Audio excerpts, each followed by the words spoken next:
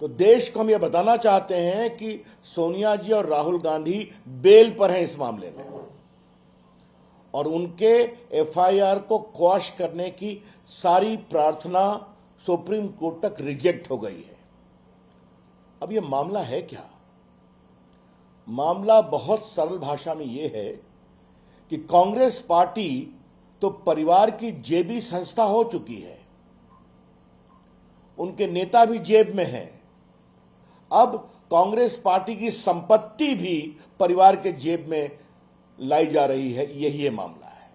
बिल्कुल गैर कानूनी तरीके से पूरे नेशनल हेराल्ड की ओनरशिप को यंग इंडिया को दे दिया गया।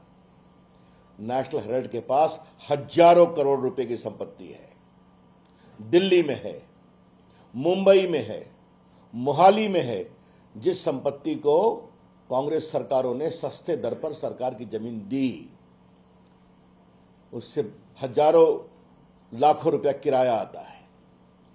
यह है कुल मामला। इस मामले की जांच चल रही है।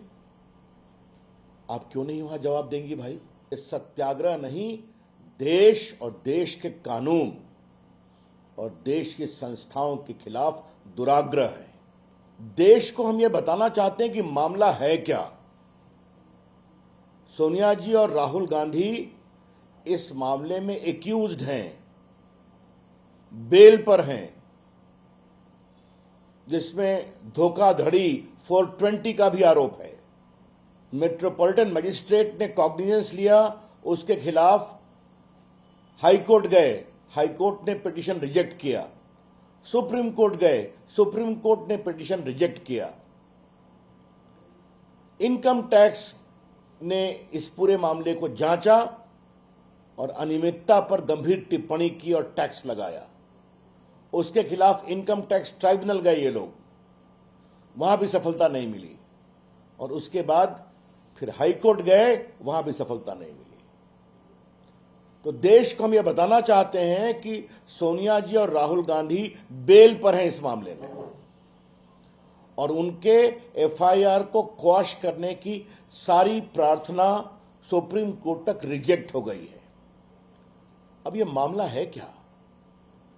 मामला बहुत सरल भाषा में यह है कि कांग्रेस पार्टी तो परिवार की जेबी संस्था हो चुकी है, उनके नेता भी जेब में हैं। अब कांग्रेस पार्टी की संपत्ति भी परिवार के जेब में लाई जा रही है, यही ये मामला है। नेशनल हेराल्ड एक अखबार था, आजादी के आंदोलन का था, उसमें पब्लिक के बहुत बड़े नेता शेयर होल्डर थे। बाद में अखबार नहीं चला, अखबार बंद हो गया, उस पर बड़ी देनदारी हो गई और बहुत ही छद्म तरीके से 90 करोड़ रुपया लोन दिया गया और एक पारिवारिक संस्था यंग इंडिया बनाई गई, जिसमें सोनिया जी और राहुल गांधी 76% के शेयर होल्डर्स हैं, मेजॉरिटी। बाकी दो लोग नहीं हैं, मोतीलाल जी और ऑस्कर फर्नांडिस, वो गुजर गए। और बिल्कुल गैर कानूनी तरीके से पूरे नेशनल हेराल्ड की ओनरशिप को यंग इंडिया को दे दिया गया। नेशनल हेराल्ड के पास हजारों करोड़ रुपए की संपत्ति है, दिल्ली में है, मुंबई में है, मोहाली में है, जिस संपत्ति को कांग्रेस सरकारों ने सस्ते दर पर सरकार की जमीन दी, उससे हजारों लाखों रुपया किराया आता है। यह है कुल मामला। इस मामले की जांच चल रही है। आप क्यों नहीं वहां जवाब देंगी भाई? यह बड़ा सवाल है। पूरे बीजेपी के ऊपर संस्थाओं को समझौता करने का आरोप लगाते हैं राहुल गांधी, लेकिन आप बेल पर हैं, कानून के शिकंजे में हैं और आप जवाब नहीं देंगे और सुने जवाब नहीं देंगी। और याद करिए, इन लोगों ने हमारे लोकप्रिय प्रधानमंत्री नरेंद्र मोदी जी जब मुख्यमंत्री थे गुजरात के, उनको प्रताड़ित करने का कितना केस चलाया गया।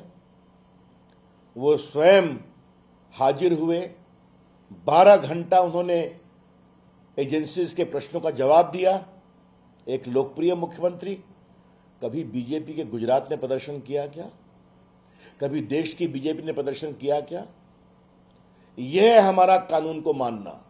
और मोदी जी थप कर, निखर कर कानूनी प्रक्रिया से सुप्रीम कोर्ट तक बाहर निकले कि उनके खिलाफ गुजरात दंगों के सारे आरोप बेबुनियाद थे।